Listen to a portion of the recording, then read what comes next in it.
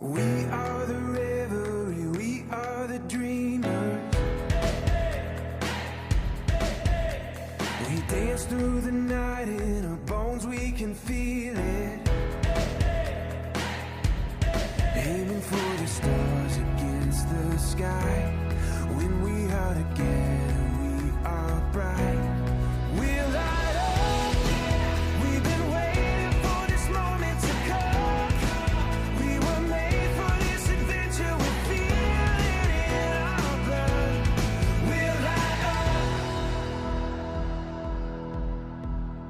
Eyes open wide and the world is before us. We are the sound of a beautiful chorus, holding to the feeling, you and I. When we are together, we are bright. We'll light up. We've been waiting for this moment to come. We were made for this adventure. We feel it in our blood. We'll light up. We have everything we need and we know we were made for this adventure and we were made to go. We'll light up. Sebelumnya, Assalamualaikum warahmatullahi wabarakatuh.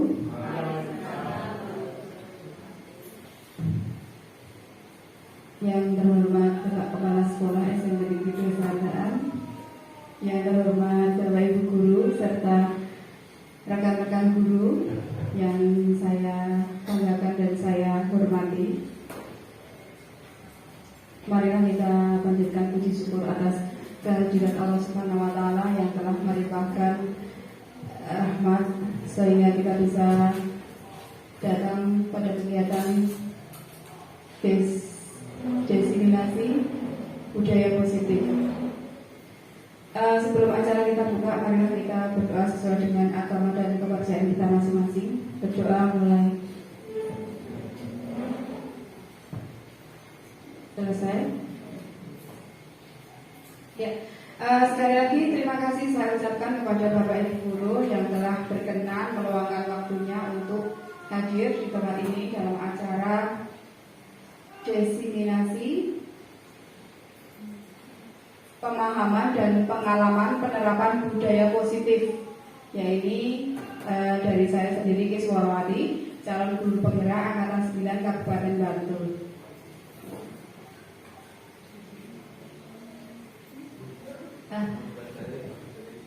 Langsung saja latar belakang, yaitu tujuan pendidikan menurut Ki Hajar Dewantara adalah menuntun segala kodrat anak agar mereka dapat mencapai kebahagiaan yang setinggi-tingginya, baik sebagai manusia maupun sebagai anggota masyarakat. Nah, ini perlu Bapak Ibu ketahui, mungkin kita semua kadang-kadang kita tidak mengingat bahwa tujuan pendidikan itu sebenarnya apa.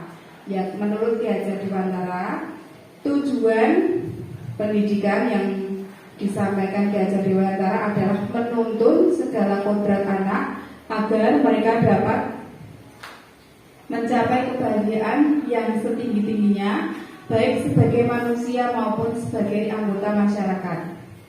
Dalam hal menuntun tersebut, guru berpijak pada nilai dan peran guru penggerak sebagai pemimpin pembelajaran, menghantarkan murid pada nilai-nilai profil pelajar Pancasila melalui pembiasaan murid untuk menjadi orang yang mereka inginkan dan menghargai diri sendiri dengan nilai-nilai yang mereka percaya.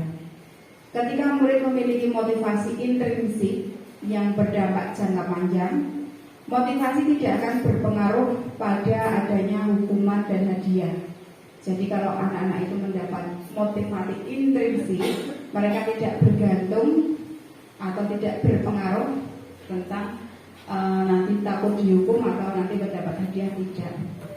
Mereka akan tetap berperilaku baik dan berdasarkan nilai-nilai kebijakan karena mereka ingin menjadi orang yang menjunjung tinggi nilai-nilai yang mereka hargai atau mencapai sesuatu tujuan yang mulia.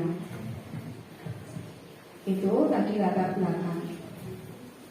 Untuk selanjutnya, di dalam budaya positif ini konsep kunci ada 8, yaitu yang pertama perubahan paradigma belajar. Ada disiplin positif, ada nilai dan kebajikan, ada kebutuhan dasar manusia, ada motivasi perilaku manusia, ada posisi kontrol, ada keyakinan keras, dan segitiga restitusi. Nah, kita akan membahas ke-8 konsep kunci ini satu persatu.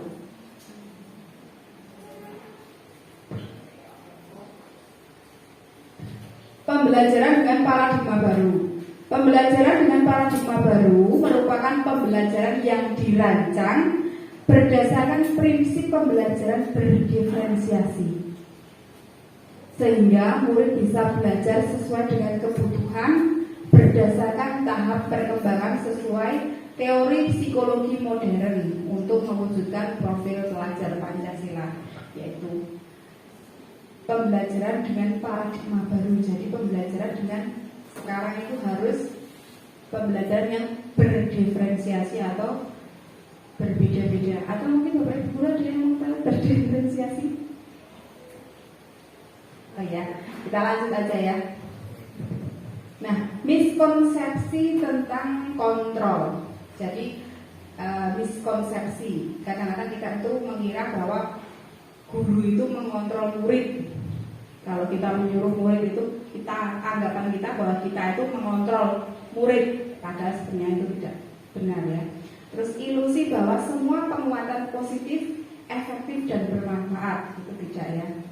Ilusi bahwa kritik membuat orang merasa bersalah dan menguatkan karakter, padahal juga itu termasuk miskonsepsi. Ilusi bahwa orang dewasa memiliki hak untuk memaksa, itu semua adalah miskonsepsi tentang kontrol. Nah, ini ya. Selanjutnya, merubah dari paradigma stimulus respon kepada pendekatan teori kontrol. Stimulus respon realitas atau kebutuhan kita sama. Kalau teori kontrol, kebutuhan kita itu berbeda kan, kebutuhan kita itu berbeda-beda. Stimulus respon, semua orang melihat hal yang sama.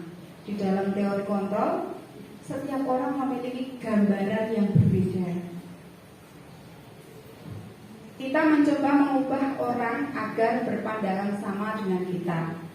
Teori kontrol, kita harus memahami pandangan orang lain tentang dunia. Selanjutnya, perilaku buruk dilihat sebagai suatu kesalahan. Itu kalau pendapatnya stimulus respon. Kalau teori kontrol, semua perilaku memiliki tujuan. Selanjutnya, orang lain bisa mengontrol saya. Tapi teori kontrol, hanya Anda yang bisa mengontrol diri Anda sendiri. Kalau misalnya, Bufian, ayo sekarang ke lapangan. Kalau Bufian sendiri tidak mengizinkan diperintah, itu pasti Bufian bakal tidak mau. Jadi sebenarnya yang mengontrol itu adalah diri sendiri, bukan orang lain. Selanjutnya, pemaksaan ada pada saat bujukan gagal. Kalau teori kontrol, kolaborasi dan konsensus menciptakan pilihan-pilihan baru. Selanjutnya, modern berpikir kalah menang. Kalau teori kontrol, model berpikir menang-menang. Itu sedikit gambaran tentang stimulus respon menjadi teori kontrol. Lanjut kita ke disiplin positif. Disiplin berasal dari kata Latin yang artinya belajar. Disiplin diri dapat membuat seseorang menggali potensinya menuju kepada sebuah tujuan mulia, sesuatu yang dihargai dan bermakna. Jadi disiplin itu mempunyai tujuan yang mulia. Nah, tujuan dari disiplin positif adalah menanamkan motivasi pada murid-murid kita, yaitu untuk menjadi orang-orang yang mereka inginkan dan menghargai diri sendiri dengan nilai yang mereka percaya. Disiplin positif merupakan salah satu penerapan disiplin yang bertujuan untuk menumbuhkan kesadaran serta memberdayakan murid tanpa imbalan. Jadi kenapa kita harus menerapkan disiplin positif? Supaya murid-murid kita itu dengan sadar mempunyai sikap menghargai diri sendiri dan menerapkan nilai yang mereka percaya tanpa mengharapkan imbalan. Nah, disiplin positif sebagai pendidik, tujuan kita adalah menciptakan murid yang memiliki disiplin diri sehingga mereka berperilaku mengacu kepada nilai-nilai universal dan memiliki motivasi intrinsik dalam perubahan ke arah yang lebih baik. Itu tujuan kita sebagai pendidik. Nilai-nilai kebajikan universal yaitu nilai-nilai kebajikan yang disepakati bersama, lepas dari suku, bangsa, agama, bahasa maupun latar belakang. Jadi nilai-nilai kebajikan universal itu adalah nilai-nilai yang kita sepakati bersama dan tidak boleh membeda-bedakan suku, agama, bahasa maupun latar belakang yang lainnya. Beberapa institusi atau organisasi pendidikan telah memiliki nilai-nilai kebajikan yang diyakini dan disepakati bersama. Salah satunya adalah nilai-nilai kebijakan yang ingin dicapai setiap anak Indonesia, yaitu profil pelajar Pancasila.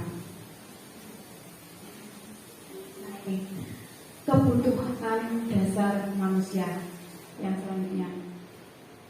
Kebutuhan dasar manusia merupakan unsur-unsur yang dibutuhkan oleh manusia dalam mempertahankan keseimbangan fisiologis maupun psikologis yang tentunya bertujuan untuk mempertahankan kehidupan dan kesehatan. Kebutuhan, nanti kita akan melihat ada 5 kebutuhan dasar manusia. Ya. Kebutuhan dasar manusia yang pertama yaitu kebutuhan bertahan hidup. Jadi kalau apabila seseorang melakukan sesuatu itu pasti ada memenuhi salah satu kebutuhan ini. Yang pertama kebutuhan bertahan hidup yang berkaitan dengan kesehatan, rumah, makanan, dan rasa aman. Untuk kebutuhan yang selanjutnya yaitu kasih sayang dan rasa diterima. Jadi contohnya rasa diterima, dipedulikan, diajak kerjasama, berbagi, kelompok, dan lain sebagainya. Kebutuhan dasar yang selanjutnya yaitu penguasaan. Misalnya menjadi kompeten, menjadi terampil, diakui, didengarkan, dan memiliki harga diri. Itu kebutuhan penguasaan. Untuk yang selanjutnya yaitu kebebasan. Contohnya yaitu kemandirian, otonomi, memiliki kemampuan, dan mampu mengendalikan arah hidup seseorang. Ini kebebasan. Yang selanjutnya yaitu kesenangan. Kebutuhan dasar manusia yang terakhir yaitu kesenangan, yaitu setiap manusia pengen juga senang, tertawa, bergembira, dan lain sebagainya. Nah, ini lanjut ke motivasi perilaku manusia. Menurut pendapatnya Dian Goosen dalam bukunya Restructuring School Discipline, menyatakan ada 3 motivasi perilaku manusia. Ini sangat penting dan kita kadang-kadang juga butuh ini. Kita masuk ke dalam motivasi yang mana ini Bapak Ibu Guru?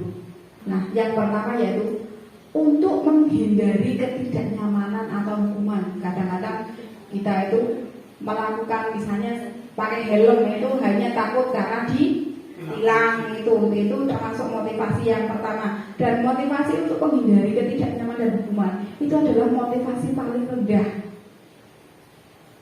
Biasanya orang yang memiliki perilaku untuk menghindari hukuman atau ketidaknyamanan ini perilaku paling rendah, motivasi paling rendah. Nah, yang selanjutnya yaitu untuk mendapatkan imbalan atau penghargaan orang lain. Nah, biasanya misalnya saya datang gasik atau datang lebih dulu karena ingin dipuji Bapak Kepala Sekolah misalnya. Nah, ini motivasi yang nomor 2 berarti. Ini motivasinya satu tingkat di atas dari yang sebelumnya tadi. Yang sebelumnya tadi menora kena hukuman, kalau yang kedua biar mendapat pujian. Nah, ini motivasi yang ketiga ini yang paling bagus ini, yaitu untuk menjadi orang yang mereka inginkan dan menghargai diri sendiri dengan nilai-nilai yang mereka percaya. Ini motivasi yang membuat seseorang memiliki disiplin positif karena motivasi berperilakunya bersifat intern bukan ekstern. Contohnya tadi misalnya saya berangkat pagi itu karena keinginan saya sendiri, kesadaran dan tanggung jawab saya supaya saya menjadi contoh yang baik untuk anak-anak. Nah, itu termasuk motivasi yang paling tinggi karena motivasi berasal dari dalam diri sendiri. Yang motivasi perilaku manusia. Saya harapkan Bapak Ibu semuanya juga di sini memiliki motivasi yang mana hari ini? Yang nomor 3, alhamdulillah. Selanjutnya yaitu ada hukuman, konsekuensi dan restitusi. Hukuman itu bersifat tiba-tiba atau tidak terencana. Murid tidak tahu apa-apa atau tidak dilibatkan, bersifat satu arah dari guru dan berupa hubungan fisik maupun psikis. Misalnya ada siswa terlambat, terus nanti di belakang juga akan ada contohnya ya. Jadi hukuman itu siswa tidak tahu kalau telat dia suruh atau diapain, misalnya upacara bendera nggak pakai topi terus akhirnya disuruh ke depan, itu tidak tahu siswa dan tidak mendapat persetujuan dari siswa. Itu namanya hukuman. Kalau konsekuensi itu terencana, disepakati oleh siswa. Misalnya gurunya, Mas Ibnu, besok kalau kamu terlambat lagi, besok kamu harus bagaimana? Nah, harus membersihkan kelas misalnya. Itu namanya konsekuensi karena ada kesepakatan dari siswa. Tapi sama dengan hukuman, murid di dalam konsekuensi ini juga dibuat tidak nyaman. Karena konsekuensinya tadi ya, dari perbuatannya murid harus misalnya membersihkan kelas, ya siswa juga tidak nyaman.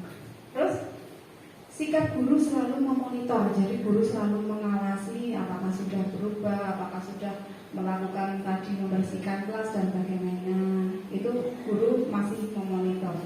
Nah, yang ketiga ini adalah yang paling bagus diterapkan, yaitu restitusi. Proses menciptakan kondisi bagi murid untuk memperbaiki kesalahannya. Proses kolaborasi yang mengajarkan murid untuk mencari solusi sendiri. Jadi dari ketiga hal ini, dari hukuman, konsekuensi dan restitusi, yang paling bagus dilaksanakan yaitu restitusi. Nah, kita akan masuk ke selanjutnya yaitu 5 posisi kontrol guru. Yang nomor 1 penghukum, pembuat merasa bersalah, sebagai teman, sebagai pemantau, dan sebagai manajer. Ini menurut teman-teman Bapak Ibu guru sudah melakukan yang mana ini kira-kira? Bapak Ibu guru sebagai apa ini? Sebagai teman. Ada lagi? Sebagai pemantau. Apa lagi? Sudah. Ya. Jadi sebenarnya kalau kita akan bahas satu persatu. Nah, contoh penerapan 5 posisi kontrol guru. Kasusnya murid datang terlambat. Kalau misalnya guru ini sebagai penghukum, langsung guru akan bilang, kamu push up 20 kali sekarang, atau kamu sekarang berdiri di sini 20 menit. Itu sebagai penghukum. Jadi siswa tidak tahu apa yang akan dia terima dari bapak atau ibu guru. Kita sebagai penghukum seperti itu namanya. Kalau pembuat rasa bersalah, mungkin kita seperti ini. Kamu kenapa sekarang senang sekali mengecewakan ibu. Ibu benar-benar kecewa sekali sama kamu. Nah, itu namanya membuat rasa bersalah. Jadi kata-kata yang disampaikan ibu atau bapak guru itu membuat anak merasa bersalah. Tapi kalau sebagai teman, kata-katanya akan seperti ini. Besok jangan terlambat lagi ya, tolong ibu. Nanti kalau anak-anaknya tidak tertib, nanti ibu yang dimarahin bapak kepala sekolah. Itu sebagai teman. Jadi sebenarnya juga tidak bagus nih. Nah, kalau sebagai pemantau, misalnya seperti ini, kamu terlambat 15 menit. Apakah kamu sudah mengerti konsekuensi yang akan dilakukan bila terlambat? Nah, ini pemantau. Pemantaunya agak lumayan bagus ya. Jadi menanyakan siswa, kamu terlambat 15 menit, kamu tahu nggak konsekuensinya kalau terlambat? Nah, itu pemantau. Guru tetap memantau siswa. Terus ini yang paling bagus sebagai manajer.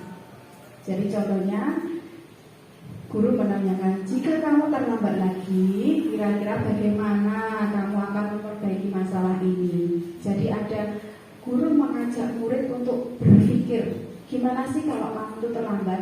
Solusinya apa? Itu bukan guru yang memberikan solusi, tapi siswa sendiri menggali supaya siswa sendiri yang mencetuskan atau menyampaikan solusi apa yang ingin dia lakukan. Itu menjadi manajer. Jadi, ya, Pak Harto ya. Misalnya begini Bu Oro, pagi-pagi siswa dari rumah berangkat ke sekolah, kemudian sampai sekolah dasnya tidak dipakai. Ayo anak-anak, ayo para siswa dipakai dasinya. Misalnya ini, ya misalnya Babang dasinya dipakai, kenapa tidak dipakai? Ayo dipakai sekarang. Ini sebagai apa Bu? Ya tadi Bapak Hartoyo bertanya, kalau misalnya mengingatkan siswa memakai dasi atau mengingatkan siswa yang tidak tertib, itu masuk ke mana? Nah ini juga tergantung, inilah mungkin kata-katanya, kalau misalnya kata-katanya halus, ini termasuk ke pemantau Pak, karena mengingatkan. Kalau misalnya nggak pakai dasi terus, kamu kenapa nggak pakai dasi? Kamu harus nggak boleh ikut pelajaran. Itu sebagai penghukum. Kalau sebagai pembuat rasa bersalah, gimana sih kamu tiap hari kok nggak pakai dasi itu? Kamu tuh sebenarnya dong sih dan sebagainya. Kamu guru itu sangat kecewa sekali dengan kamu. Kamu udah tiap hari dikandani kata anak. Jadi dinasihati itu pembuat merasa bersalah masuk ya. Terus kalau sebagai teman misalnya, iya toh Mas Bambang ini kok lerangan dari kok nggak mendengarkan, mbok ya nulungi bu guru toh, bu guru itu sebagai ngelek kok nggak ditaati itu. Jadi ada kata-kata, mbok tolong bu guru. Nah itu sebagai teman itu juga nggak bagus ya, tidak ideal, tidak seperti yang disampaikan di dalam posisi kontrol ini. Yang paling bagus ya, kenapa nggak pakai dasi, apa alasannya, kenapa? Dan ceritanya dulu digali, kenapa kok anak melakukan seperti itu? Karena tadi kembali ke kebutuhan dasar. Jadi anak melakukan sesuatu itu kan ada alasannya. Jadi tidak boleh kita langsung mengejas atau memposisikan anak merasa bersalah, atau anak bersalah itu tidak boleh. Kita harus mencari tahu dulu kenapa, pasti ada alasannya. Terus anak sendiri yang harus menemukan solusi, gimana kok harus selalu tertib menggunakan dasi. Itu dari anak sendiri. Gimana kamu besok kalau seperti ini terus kamu harus bagaimana gitu. Dibalikkan pertanyaannya kepada anak tersebut. Kira-kira seperti itu Pak Hartoyo. Jadi bisa ke pemantau, tapi mungkin kalau kata-katanya agak sadis nanti bisa ke pembuat rasa bersalah. Mungkin begitu. Kita lanjut ya. Nah, ini ke keyakinan kelas ini. Mungkin Bapak Ibu Guru ini sangat bermanfaat, terutama bagi yang ya semuanya setiap pembelajaran. Sebenarnya saya tadi harus membuat keyakinan kelas, tapi saya lupa, mohon maaf ya.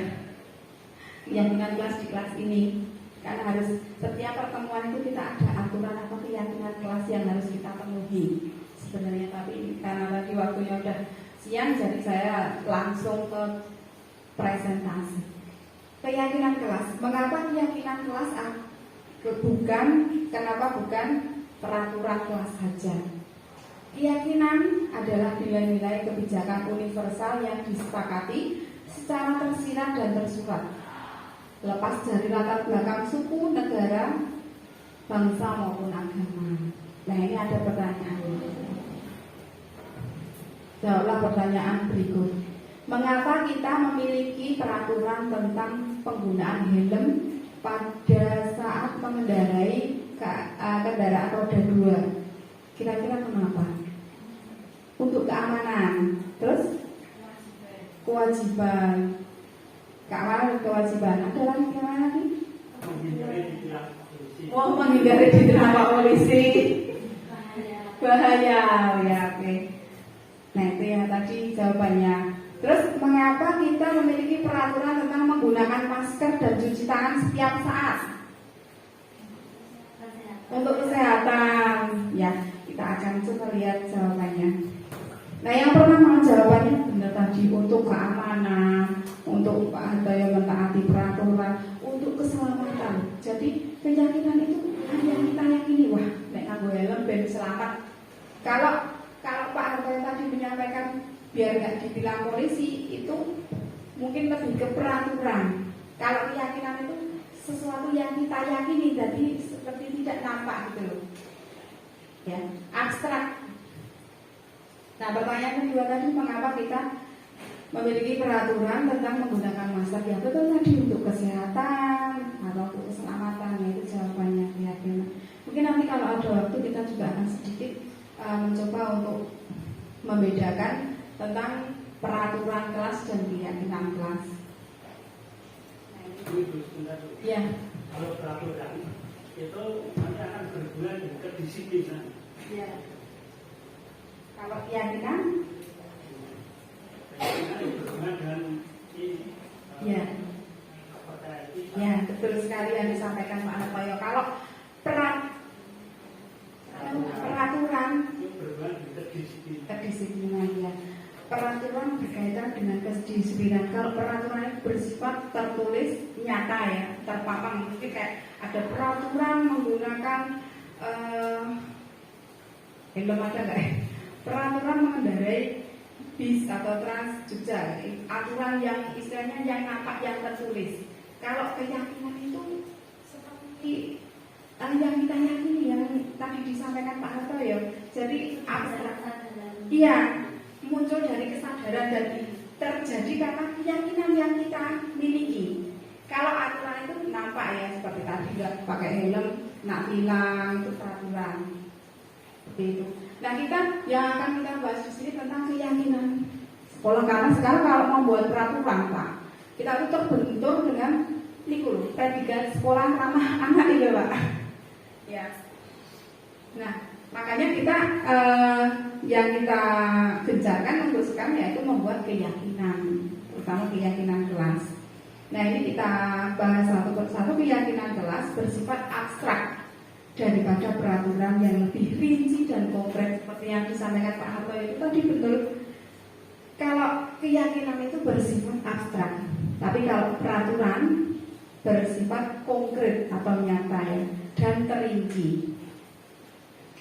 Kalau keyakinan kelas berupa pernyataan universal, yaitu untuk keselamatan, untuk keamanan, dan lain sebagainya.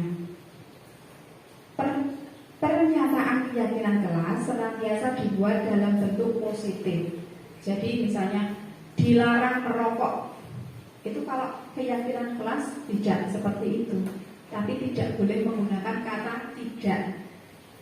Jangan, itu nggak boleh di peraturan, tidak menggunakan kata-kata seperti itu. Harus menggunakan kata-kata positif, misalnya. Nah, kelas ini bebas rokok, bukan dilarang merokok. Terus siswa kelas 7A semua tertib. Kan kalau peraturannya tidak boleh melanggar tata tertib. Nah, seperti itu. Jadi kalimat-kalimat negatif dirubah menjadi kalimat-kalimat yang positif. Keyakinan kelas sebaiknya sesuatu yang dapat diterapkan di lingkungan tersebut. Jadi keyakinan itu sebaiknya bisa diterapkan. Terus semua warga kelas hendaknya ikut berkontribusi dalam membuat keyakinan tersebut lewat kegiatan curah pendapat. Jadi kalau kita mau membuat keyakinan kelas, jadi semuanya itu dilibatkan, tidak hanya gurunya, tapi siswa juga dilibatkan. Jadi kita menggali pendapat-pendapat dari siswa tersebut. Selanjutnya, bersedia meninjau kembali keyakinan kelas dari waktu ke waktu. Jadi kita harus selalu mengevaluasi mungkin yang sudah tercapai atau sudah kira-kira tidak dipakai, bisa diganti dengan hal-hal yang baru menyesuaikan dengan keadaan. Nah, ini yang terakhir, yaitu tentang segitiga restitusi. Segitiga restitusi itu ada 3, yaitu menstabilkan identitas, validasi tindakan yang salah, dan menanyakan keyakinan. Segitiga restitusi merupakan proses dialog yang dilakukan guru dengan murid agar murid mandiri dan bertanggung jawab. Segitiga restitusi ini tidak hanya dilakukan oleh guru BK, namun semua Bapak Ibu guru bisa menerapkan segitiga restitusi. Karena saya yakin permasalahan atau anak-anak yang menghadapi anak-anak itu tidak hanya guru BK, tapi semua guru, baik itu guru mapel maupun wali kelas. Nah, kita akan membahas satu persatu tentang segitiga restitusi. Yang pertama yaitu menstabilkan identitas. Bagian dasar dari segitiga restitusi bertujuan untuk mengubah identitas anak dari orang yang gagal karena melakukan kesalahan menjadi orang yang sukses. Contoh kalimat, misalnya kita sedang berhadapan dengan siswa. Nanti akan saya ada contohnya. Berbuat salah itu tidak apa-apa. Terus tidak ada manusia yang sempurna. Saya juga melakukan kesalahan seperti itu. Kita bisa menyelesaikan ini. Ini contoh-contoh dialog atau kata-kata yang disampaikan guru. Selanjutnya, nomor 2, validasi tindakan yang salah. Setiap tindakan kita dilakukan dengan satu tujuan, yaitu memenuhi kebutuhan dasar. Kebutuhan dasar yang 5 tadi, yang ada untuk memenuhi bertahan hidup, rasa cinta dan kasih sayang tadi, ada penguasaan, ya tadi ya, dan lain sebagainya tadi. Nah, ini kata-kata yang disampaikan guru ke murid ini. Padahal kamu bisa melakukan yang lebih buruk dari ini ya.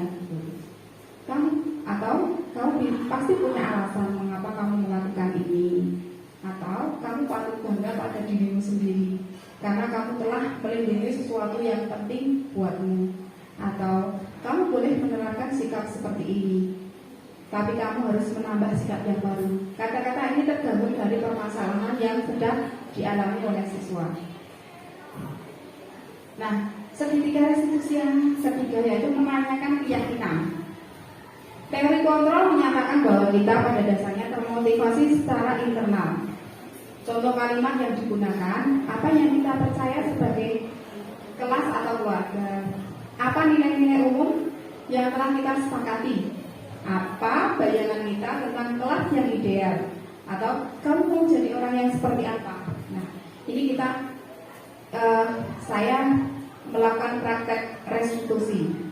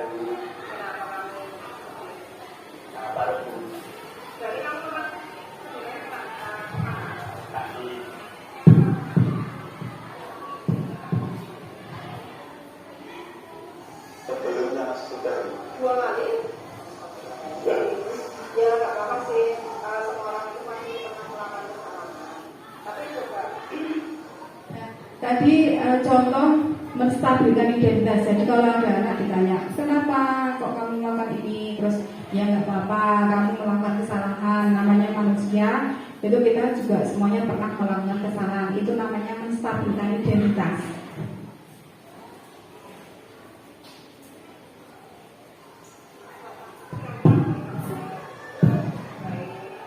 Terus menurutmu gimana perbuatannya kemarin? Nggak patut sih. Nggak patut ya. Terus kalau misalnya keyakinan jelas, misalnya murid yang baik.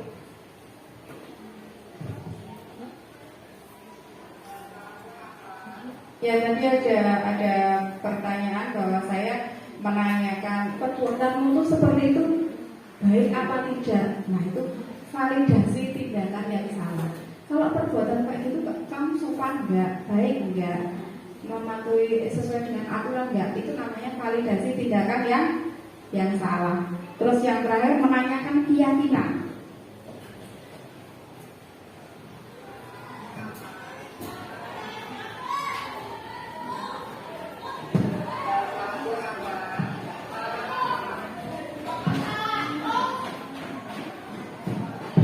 Nggak pulang lagi.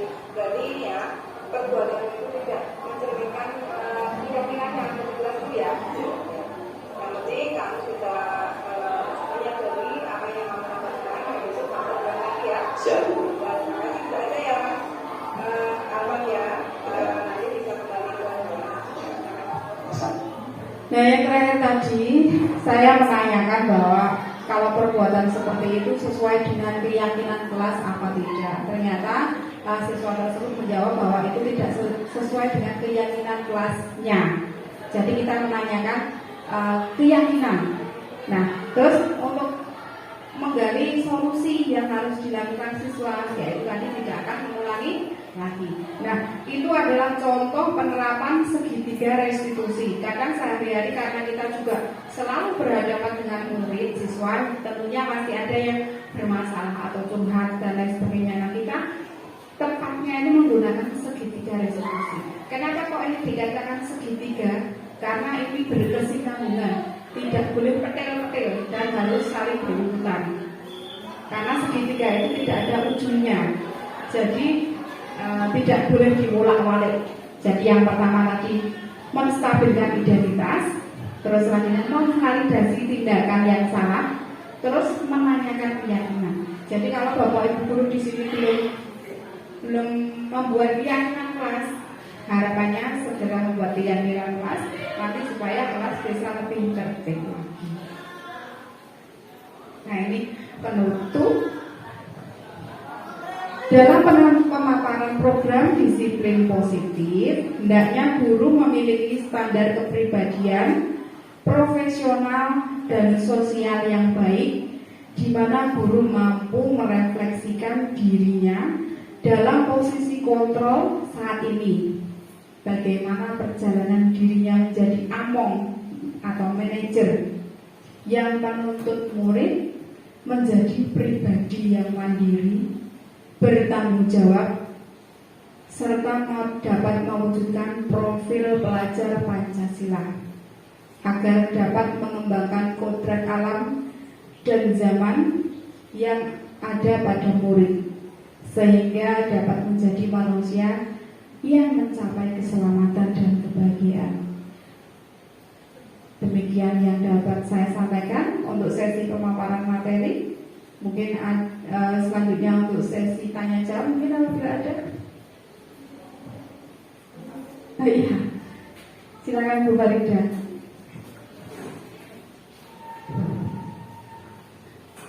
Terima kasih Bu Woro. Tadi ilmunya sangat bagus sekali dan sangat bermanfaat bagi saya sebagai guru mata pelajaran dan tentunya untuk Bapak Ibu guru lainnya juga. Nah, yang ingin saya tanyakan terkait tadi ada keyakinan kelas dan peraturan kelas. Nah, sebaiknya apakah kita itu membuat salah satu atau apa sih yang membedakan sehingga kita harus yang kita buat itu keyakinan kelas dan yang sudah kita buat kemarin itu keyakinan kelas atau peraturan kelas. Nah, mungkin seperti itu. Terima kasih sebelumnya. Assalamualaikum warahmatullahi wabarakatuh. Waalaikumsalam warahmatullahi wabarakatuh. Terima kasih kepada Ibu Warida yang sudah bertanya. Untuk keyakinan kelas atau peraturan kesepakatan kelas ya. Mungkin nanti juga kita kembali ke kelas dan menengok kata-kata yang ada di situ itu seperti apa. Saya yakin kalau keliling ke kelas itu masih ada kalimat-kalimat yang negatif. Nah kita juga kalau mau kita praktek nggak masalah, kita nanti bisa praktek keyakinan. Jadi keyakinan itu turunan dari kesepakatan. Kesepakatan itu turunan dari peraturan. Coba kita akan praktekkan. Misalnya di sini kita tambahkan. Sekarang peraturan kelas dulu. Kita ke peraturan kelas.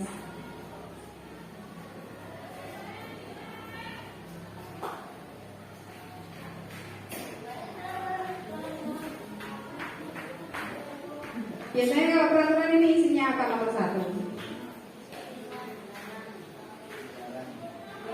Ya sebentar. Ini agak tangguhan. Siswa dilarang makan di kelas. Makan saat pelajaran. Kita akan membuat listnya dulu, daftar-daftarnya dulu, ini contohnya dulu. Terus mungkin ada lagi. Biasanya apa ini? Siswa dilarang keluar masuk kelas selama pelajaran. Siswa dilarang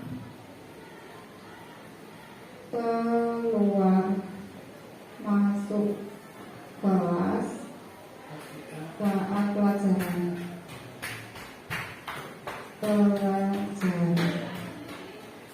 Ada lagi? Siswa dilarang terlambat.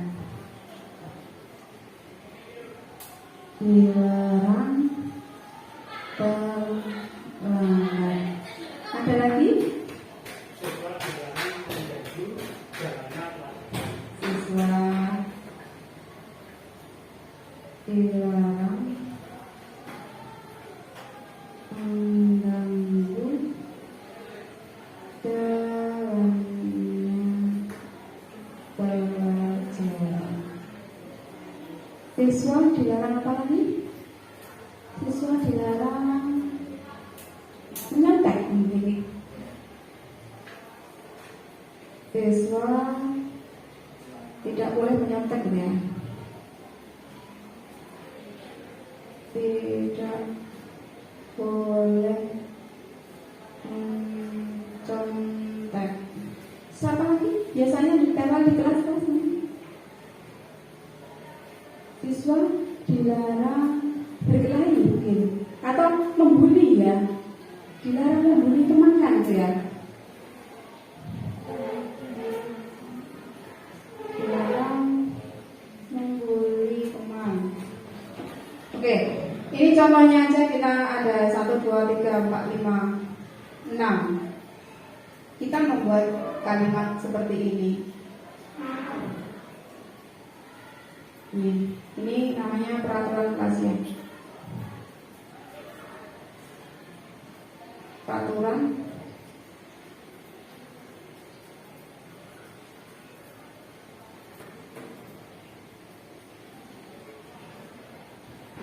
menjadi kesepakatan ya.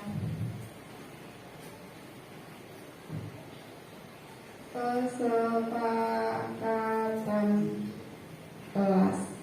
Coba kita ke kesepakatan kelas. Kesepakatan kelas merubah kata-kata ini menjadi kalimat-kalimat yang positif. Kalau dilarang makan itu kalimat positifnya apa kira-kira Bapak Ibu? Pelajaran.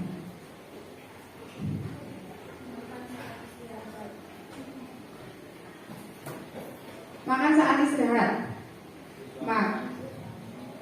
Siswa makan dan minum saat waktu istirahat. Saat itu sebenarnya waktu waktu istirahat. Nah, yang kedua, siswa dilarang keluar masuk kelas saat pelajaran. Ini kata positifnya apa? Nah, siswa tetap berada di dalam kelas saat pelajaran. Nah, siswa datang terlambat ini kata positifnya apa? Siswa datang tepat waktu. Nah, betul sekali, pinter-pinter.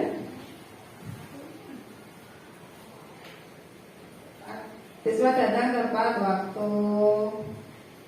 Siswa dilarang mengganggu jalannya pelajaran. Pinter sekali Bu Nur Jamilah. Menyenangkan.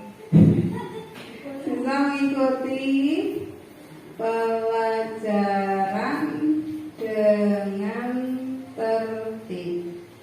Siswa tidak boleh mencontek. Kata positifnya apa? Siswa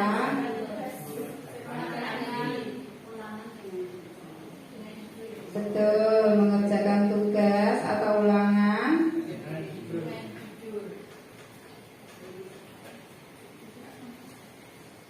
Nah, terus dilarang membuli.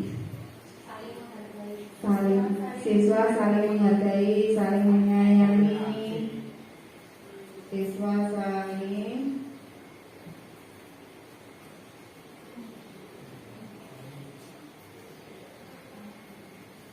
menyayangi, menghormati, toleransi, dan lain-lain ya. Ini kesepakatan kelasnya sudah jadi. Jadi yang kita nyatakan Bu Farida tadi, yang kita tampilkan di kelas itu baiknya peraturan kelas, kesepakatan kelas, atau keyakinan. Kalau yang ditempel itu mungkin kesepakatan kelas. Kalau keyakinan kelas itu yang kita yakini di kelas. Kesepakatan kelas kita akan jadikan menjadi keyakinan kelas. Ya. Nah, siswa makan dan minum saat istirahat ini kira-kira yang diyakini apa ini? Untuk apa biasanya kalau makan dan minum itu? Menambah tenaga, untuk kesehatan.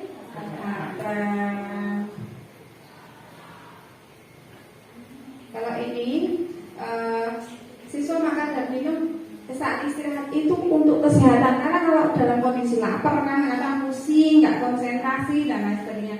Ini keyakinannya yaitu untuk kesehatan. Terus siswa tetap berada di dalam kelas saat pelajaran ini adalah apa? Ketertiban, betul sekali. Ketertiban. Ini adalah keyakinan kelas yang diyakini. Ketertiban. Terus siswa datang tepat waktu. Apa ini? Kedisiplinan. Kedisiplinan, bisa ketertiban. Nah, tuh. Siswa datang tepat waktu bisa keyakinannya bisa untuk kedisiplinan, bisa ketertiban. Terus siswa mengikuti pelajaran dengan tertib. Ya tadi ya. Ini masuk ke ketertiban juga. Siswa mengerjakan tugas ulangan dengan jujur. Ini keyakinan yang diyakini apa? Ya, jujuran. Jujuran. Yang diyakini ya jujuran.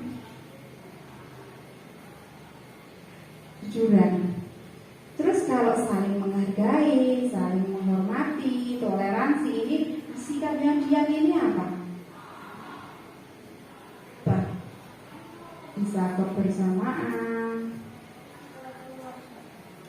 kekeluargaan, kedamaian.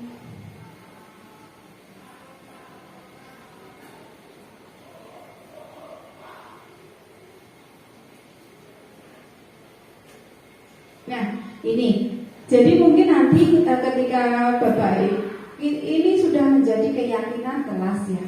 Yang keyakinan kelas itu yang ada di dalam kurung.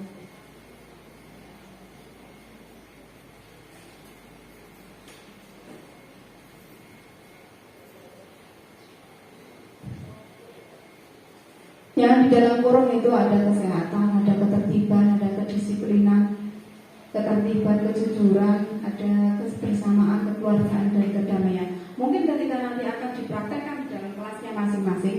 Jadi anak-anak tahu, seperti saya sendiri sebelum mempelajari ini nggak tahu peraturan yang kayak gimana, kesepakatan akhirnya menjadi keyakinan. Itu kalau prosesnya seperti ini disampaikan ke anak-anak, saya yakin anak-anak nanti akan lebih memahami tentang makna dari peraturan, kesepakatan, dan keyakinan. Nah tadi ya sekali lagi saya sampaikan bahwa mungkin yang ditempel di kelas itu adalah kesepakatan, tapi juga siswa tahu kalau kesepakatan yang itu, yang ditempel itu juga mempunyai keyakinan ini loh, keyakinannya gitu. Tapi kan kalau keyakinan itu tidak tertulis secara rinci, mungkin dari keyakinan kelasnya seperti itu Bu Farida. Mungkin ada lagi Bapak Ibu yang mau menambahkan, mungkin akan berbagi pengalaman. Nah harapannya ya Bapak Ibu yang ada di sini nanti juga bisa bersama-sama belajar menjadi salah satu bagian dari program guru penggerak ini, karena benar-benar di dalam program ini banyak sekali ilmu-ilmu yang belum kita dapat, dan banyak sekali kita nanti akan belajar bagaimana menjadi guru yang baik, guru yang sesuai dengan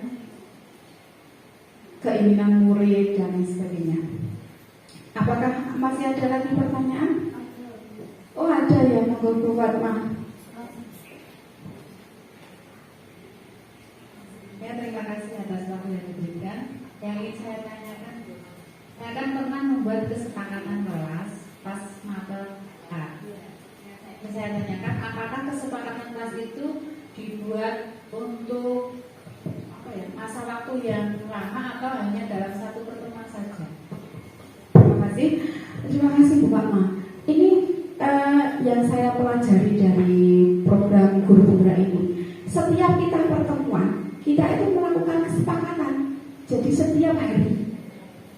Nah, tapi kalau kesepakatan, misalnya Bu Fatma sedang melakukan kan apa yang disampaikan misalnya materi, terus nanti mungkin ada diskusi, kan beda-beda tuh metode yang digunakan. Jadi juga mungkin akan ada kesepakatan sendiri, kesepakatan untuk pembelajaran hal ini. Makanya tadi juga saya sampaikan, harusnya tadi waktu pertama kita sebelum memulai itu saya juga melakukan kita sama-sama membuat kesepakatan kelas. Cuma saya lupa, jadi mohon maaf. Jadi ya itu bukan maaf. Jadi lebih baik kalau misalnya kita manajemen yang waktu yang bagus, nanti kita langsung misalnya di papan tulis membuat. Oke anak-anak, nanti untuk hari ini pelajaran ini kita membuat kesepakatan kelas ya. Jadi misalnya pertama, tapi anak-anak dilibatkan apa ini kesepakatan kelasnya. Misalnya boleh izin dengan izin Bapak Ibu boleh keluar dengan izin atau saling menghormati. Terus ketika anak menyampaikan pendapat, siswa lain mendengarkan dan lain sebagainya sesuai dengan kebutuhan. Karena mungkin kalau mengajar itu kan secara ceramah atau secara diskusi, tentunya peraturannya akan berbeda. Gimana betul? Berarti yang ditempel di kelas itu kelas. Ya? Itu yang di kelas. Iya kan, kalau kesepakatan kelas yang harian yang itu sampai mungkin tadi bisa dirubah, nggak bisa karena itu sifatnya fleksibel. Mungkin satu semester diganti, atau mungkin kalau tidak ada tambahan tidak diganti pun tidak apa-apa. Karena nanti kan biasanya ada kemunculan keresahan masalah-masalah yang timbul, nanti bisa dimasukkan ke dalam kesepakatan kelas. Tapi kalau kesepakatan pengajar biasanya itu juga kalau lebih baiknya sebenarnya setiap hari, jadi kayak ada aturan kalau kita ngajar. Iya. Sama. Iya. Kalau kesepakatan mengajar itu setiap hari. Iya. Kesepakatan kelas bisa. Iya. Satu semester misalnya, ya. Karena saya sendiri setiap mau ruang kolaborasi atau ada pemaparan dari instruktur atau dari fasilitator, itu selalu kita sebelum membuka sesi pemaparan materi, kita selalu membuat kesepakatan. Misalnya nih, salah satunya selesai tepat waktu, ya itu kan penting sekali itu biasanya kan. Ada kesepakatan itu, salah satunya berarti nanti misalnya seperti sekarang ini destinasi Buworo harus online nih 1 jam selesai. Nah itu udah di kesepakatan. Jadi gimana Pak? Kalau kita sudah kesepakatan ya, sudah ini diselesaikan nanti malam. Ya. Dan disepakati harus digunakan Ya. dulu mata pelajaran. Ya. Tetapi ada juga siswa yang memang dia tidak selesai, Nah. menyelesaikan. Betul. Lalu konsekuensinya gimana? Nah itu tadi Pak. Kalau Banyak terjadi di lapangan. betul sekali. Misalnya tadi ada kesepakatan kelas, ternyata ada siswa yang melanggar dari kesepakatan itu. Kita kembali ke segitiga restitusi. Tadi Misalnya ini mau ditinggal, kita nanti kena pasar. Ya, makanya itu Pak. Padahal untuk mendisiplinkan, ya kita perlu tegas. Ya, betul sekali Pak. Rawan ya Pak ya. Memang begitulah sekarang Pak permasalahannya di dalam dunia pendidikan ini. Tapi ketika di sini saya belajar, ketika nanti kok anak tidak sesuai dengan kesepakatan kelas, kita nanti posisi kontrol kita dulu tadi. Posisi kontrol tadi ada sebagai pemantau, terus manajer, ya. Terus kita terapkan segitiga restitusi. Ditanya kenapa Bu Fian tadi kok nggak tertib mengerjakan tugas, kan ada alasan-alasan. Terus nanti juga kan dari segitiga restitusi itu nanti anak kan ditanya, so kamu harus bagaimana ini kalau kamu nggak mengerjakan tugas sesuai tepat waktu. Jadi anak sendiri Pak, bukan kita. Kalau kita sendiri, kamu nanti nggak mengerjakan, kamu harus membersihkan kelas misalnya, kita salah. Tapi kalau anak sendiri, Pak saya terlambat mengerjakan tugas, terus Bapak Ibu guru tanya, kamu harus bagaimana untuk solusi ini, mengejar ketinggalan kamu. Muncullah ide dari siswa itu sendirilah. Dari situ, kan itu keluar dari siswa sendiri. Jadi, yang menemukan solusi adalah siswa. Kalau dari siswa sendiri, insya Allah kita tidak disalahkan dengan aturan yang ada. Kalau kita yang menentukan, karena kamu tidak mengumpulkan tugas, kamu harus membuat clipping 10 lembar. Nah, itu kita salah. Oh ya. Itu bisa tidak menggunakan waktu. Dan dulu misalnya dari itu berkali-kali padahal maaf kita juga dikejar waktu harus terlihat pada kali kelas. Nah, misalnya masa-masa mau pembebasan nah, nanti kalau tidak store nanti apa yang dikejar betul sekali Pak, makanya nanti kan ketikanya pas sekolah pertanggung jawabannya mana gitu ya. Ya seperti itu Pak memang. Jadi memang kita mungkin lebih pendekatan ke siswa untuk memberi pengertian bahwa ini konsekuensinya. Kalau misalnya anak sudah tahu, misalnya kamu nggak mengumpulkan tugas loh, kalau kamu nggak mengumpulkan tugas nanti nilai kamu di bawah KKM. Selama siswa itu tahu, diberitahu, sudah tahu, terus anak siswa sudah mengeluarkan solusinya atau menyampaikan solusinya harus bagaimana, tapi kok ternyata tetap seperti itu, yang penting kan siswa sudah tahu, kita sudah melalui tahapan posisi kita sebagai manajer, terus kita melakukan segitiga restitusi. Nah kita seadanya nggak masih kan, karena kita semua sudah melakukan tahapan-tahapan itu.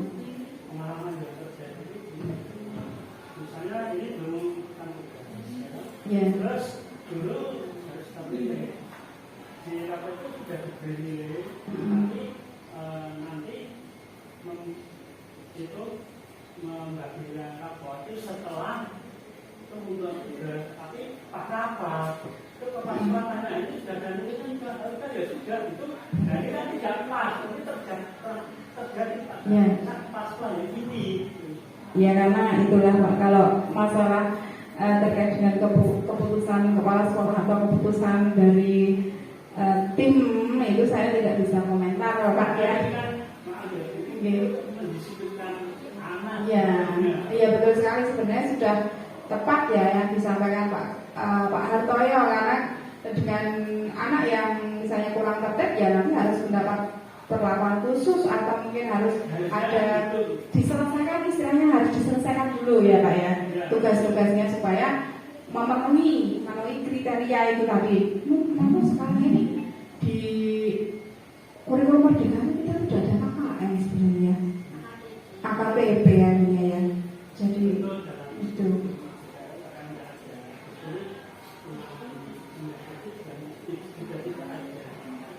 Sebetulnya untuk KKN itu sudah tidak ada.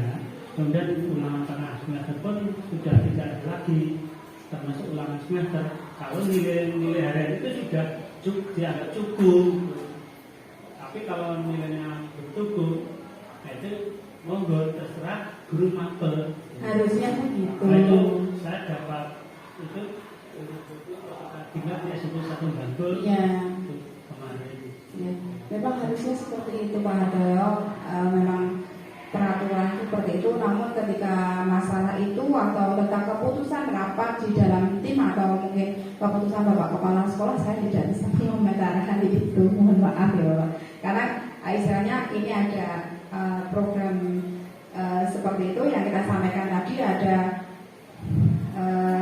salah satunya tentang disiplin positif, terus ada yang disampaikan tadi untuk Pak Hartoyo tadi, posisi kontrol kalau ada masalah kita melakukan segitiga restitusi. Itu harapannya bisa, memang kadang-kadang di beberapa sekolah tidak bisa menggunakan itu semua, ini semua yang ke-8 ini semua kita jalani pun kadang-kadang mental. Itu juga ada, itu sebuah tantangan kita sebagai seorang guru. Mungkin ini kan hanya menyampaikan sesuatu yang terjadi di lapangan seperti itu. Ya Pak, terima kasih Pak untuk berbagi pengalamannya. Mungkin tetap bagi kita semua yang masih muda-muda, kita juga harus banyak belajar dari senior, karena bagaimanapun juga namanya perjalanan waktu, pengalaman itu tidak bisa kita dapatkan secara instan. Mungkin karena waktunya sudah mendekati jam 2, hanya itu yang dapat saya sampaikan. Maka dari sesi tanya jawab saya tutup ya. Oke, untuk acara selanjutnya yaitu kesimpulan tentang budaya positif yang tadi sudah kita sama-sama bahas tentang perubahan paradigma belajar. Ada disiplin positif, nilai-nilai daya keyakinan, kebutuhan dasar manusia, dan motivasi perilaku manusia. Ada posisi kontrol guru, keyakinan kelas, dan yang terakhir segitiga restitusi. Kalau ada masalah, kita melakukan segitiga restitusi. Demikian yang dapat saya sampaikan pada siang hari ini. Sekali lagi saya ucapkan terima kasih kepada teman-teman yang sudah meluangkan waktunya sampai berakhirnya acara diseminasi budaya positif. Saya akhiri pertemuan hari ini. Assalamualaikum warahmatullahi wabarakatuh.